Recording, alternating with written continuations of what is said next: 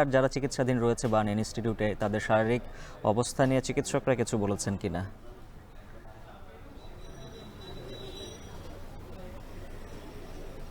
উজ্জ্বল, যেমনটি বলছিলেন, উত্তরার মাইলস্টোন স্কুল অ্যান্ড কলেজে যে বিমান দুর্ঘটনাটি হয় সেটিতে যারা দগ্ধ এবং আহত রয়েছেন তাদের চিকিৎসার জন্য সিঙ্গাপুর থেকে যেই প্রতিনিধি দলের আসার কথা ছিল তারা কিন্তু ইতিমধ্যে চলে এসেছেন এবং আমরা যতটুকু জানতে পেরেছি জাতীয় বার্ন অ্যান্ড প্লাস্টিক সার্জারি ইনস্টিটিউটে কিন্তু এটির যিনি প্রধান অর্থাৎ এই টিমটির যিনি প্রধান রয়েছেন সিঙ্গাপুর জেনারেল হাসপাতালের কনসালটেন্ট তিনি কিন্তু ইতিমধ্যে এখানে পৌঁছে গেছেন এবং তাদের সঙ্গে বাংলাদেশি চিকিৎসক যারা রয়েছে তাদের একটি বৈঠক যেটি শুরু হবার কথা সেটি কিন্তু শুরু ইতিমধ্যে হয়ে গেছে।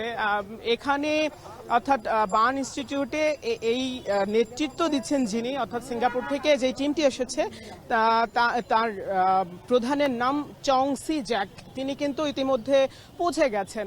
তিনি সকাল 8টা নাগাদ এখানে এসেছিলেন। তবে আমরা ভেতর থেকে যেহেতু আজকে কড়া নিরাপত্তা ব্যবস্থা রয়েছে, নিরাপত্তা বেষ্টনী রয়েছে, এখানে কয়েক স্তরের পুলিশ রয়েছে, সেনাবাহিনী রয়েছে, র্যাব রয়েছে, সে কারণে কিন্তু ভেতরে সবাইকে প্রবেশ করতে দেওয়া হচ্ছে না। এই কারণে তথ্যটি পেতেও কিন্তু আমাদের দেরি হয়েছে। কিছুক্ষণ আগেই এখানকার যিনি আবাসিক মেডিকেল অফিসার রয়েছেন ডক্টর শাওন, তার সঙ্গে আমার কথা হলো। তিনি যেমনটি বলছেন যে এখানে 5% থেকে শুরু করে 60% পর্যন্ত কিন্তু দগ্ধ হওয়া রোগী রয়েছেন। আর এখানে মোট 11 জন মারা গিয়েছেন এবং 11 জন কিন্তু আইসিইউতে ভর্তি রয়েছেন। মোট এই বার্ন ইনস্টিটিউটে ভর্তি রয়েছেন 43 জন।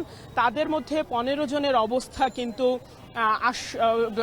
অবস্থা এখন শঙ্কামুক্ত। বাদবাকি যারা রয়েছেন তারা কিন্তু সবাই শঙ্কার মধ্য দিয়ে যাচ্ছেন, তেমনটাই কিন্তু তারা আমাদেরকে এখানকার যিনি আবাসিক চিকিৎসক রয়েছেন তিনি কিন্তু আমাদেরকে সেই তথ্যটি দিয়েছেন। আর সেই সঙ্গে সঙ্গে তিনি বলেছেন যে এখানে সিঙ্গাপুরের যে প্রতিনিধি দলটি এসেছে তাদের বৈঠক শেষ হতে অর্থাৎ যে বোর্ড মিটিংটি রয়েছে সেটি শেষ হতে 1.5 ঘন্টার বেশি সময় লাগতে পারে।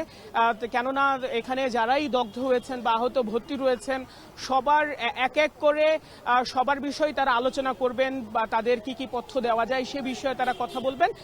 সেটির পরে তারা একটি ব্রিফিং এর ব্যবস্থা রয়েছে বলে আমাদেরকে জানিয়েছেন।